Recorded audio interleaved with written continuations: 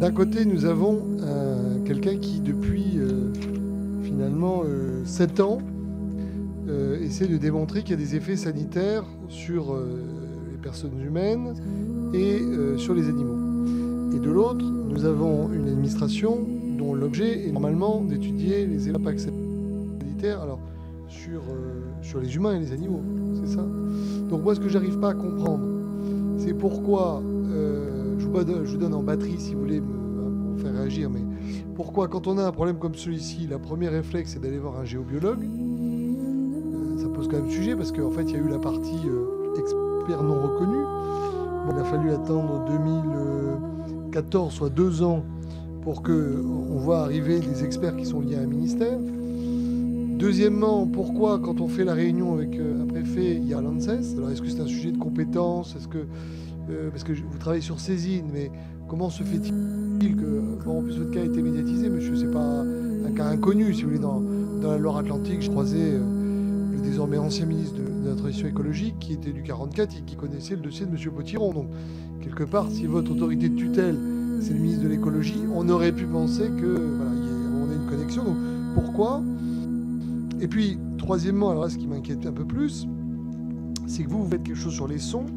Donc, ce que j'ai pas compris, monsieur, c'est que vous avez une batterie, je dirais, donc dites, je pense que c'est lié à tout ça. Donc, est-ce que vous avez eu, et après je vous donnerai la parole aux deux, pour que vous puissiez réagir, est-ce que vous avez eu, dans les études qui ont été faites par un autre expert, ou en tout cas une autre centrale d'expertise, quelque chose qui dirait oui, c'est lié au son, ce qui me pose problème, parce qu'après moi j'ai une étude de l'ANSES qui dit non, il n'y a pas forcément, si j'ai bien compris ce que vous avez dit, il n'y a pas forcément un impact, en tout cas fiable. Donc du coup, comment est-ce que ça s'articule tout ça? Puis alors le dernier point, par contre, que je creuse dans ce que vous avez dit à l'ANSES, c'est que vous dites nous avons trouvé très peu d'études sur l'homme. Donc si je comprends bien, on a multiplié les éoliennes, davantage des études sur tous les mammifères. Le seul mammifère qu'on a visiblement oublié d'étudier, ce serait l'humain. Ça, enfin, il y a pas, on n'a pas, on aurait pu penser que on fasse quand même quelques études expérimentales en France, alors pas forcément vous, mais avant d'installer des éoliennes à 500 mètres. C'est-à-dire que on a d'abord mis les éoliennes et ensuite on regarde le principe de précaution, il ne s'applique pas forcément. Donc, est-ce que vous pouvez juste, monsieur Potiron, peut-être reprendre la parole pour réagir à ce que je vous ai dit, puis je ne cesse.